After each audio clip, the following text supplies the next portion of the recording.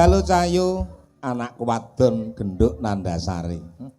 Wilujeng dalu Rama. Piye wartane rak padha sehat to? Alhamdulillah pangestunipun panjenengan kula sehat. Watara wis ngancik poso nganti tekane riyaya. Nggih.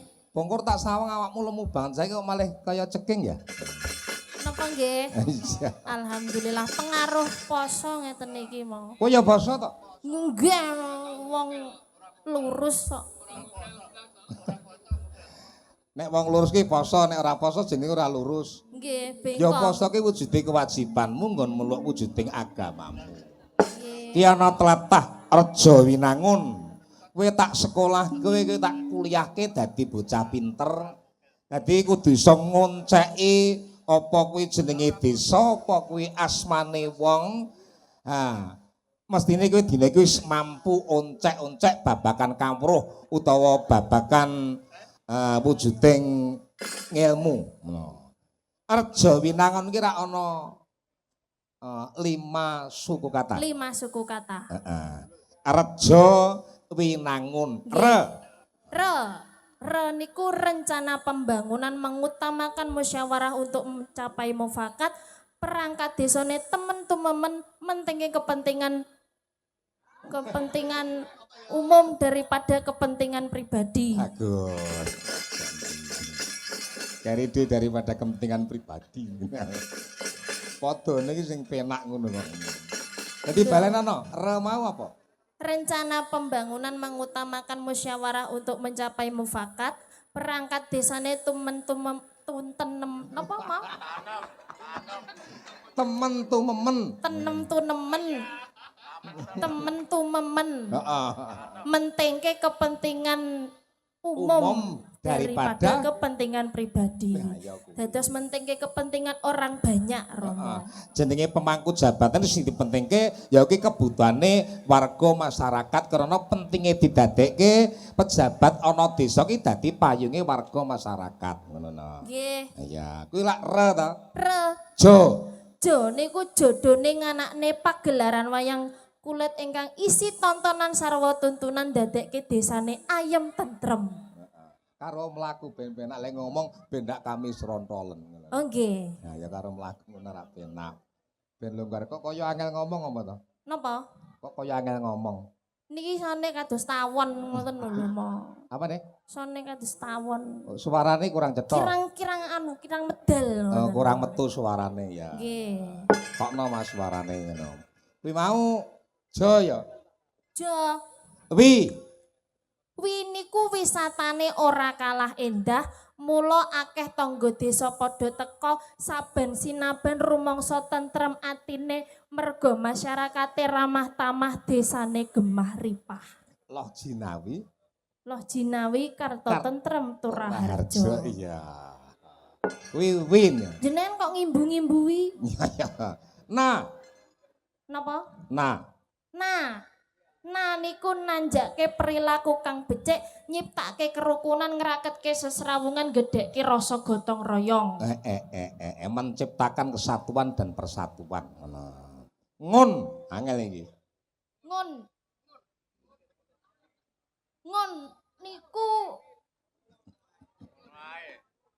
niku napa mau? Lho, ya golek ana dhewe wong sing duwe iki kowe kok. Ngun niku ngunduh ya kena. Ngunduh napa mau? Ngunduh waing pakarti. Waing sinten? Waing pakarti. Ngunduh waing pakarti. Dimen gemah ripah. Enggak niku mawon lho. Wong kari-kari dhewe kok dadak mblindeti ta kowe iki. Ngunduh waing pekarti merga lelandesan tumindak kang suci linambaran tulusing ati ngono ya kena.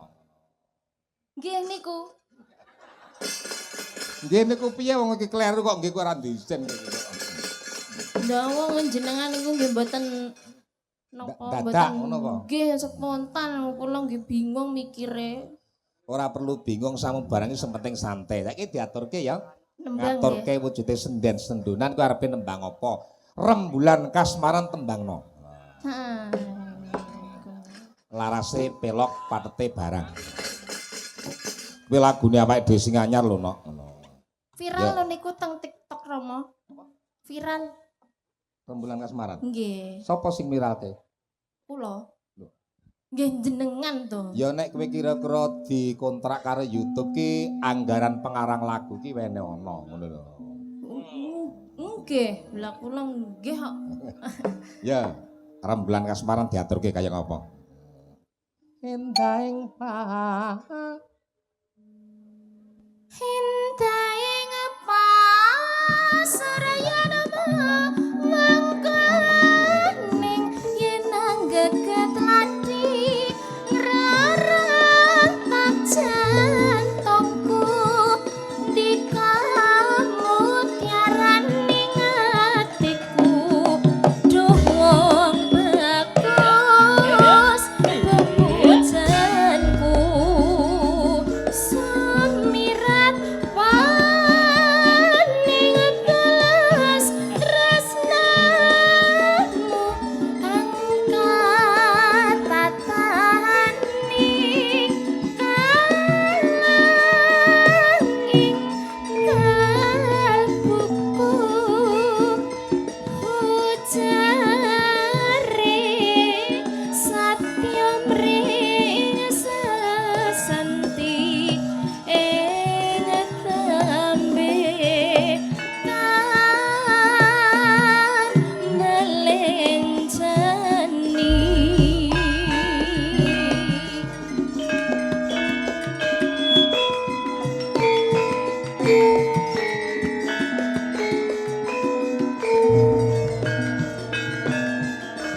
Ati wayang prantamu tanasa hangongka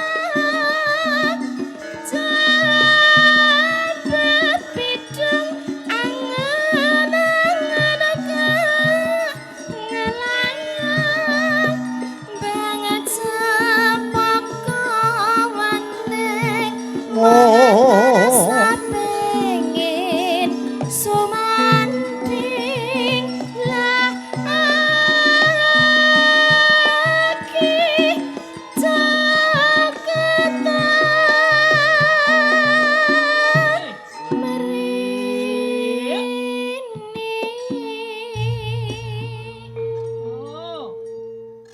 aja aling-aling Aja aling-aling kini tasawang kasakti sliramu lintangan ning memah ning kalbu dadya rarengga